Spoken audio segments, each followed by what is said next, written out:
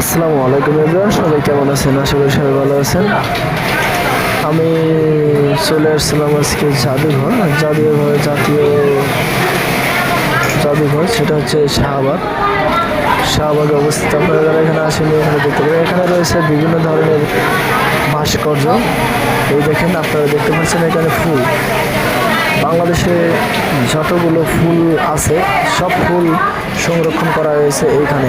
প্রত্যেকটা ফুলের ছবি এবং নাম সহকারে দেওয়া আছে। আপনারা যারা বিশেষ করে বাচ্চারা এখানে ঘুরতে পারেন। আপনারা যারা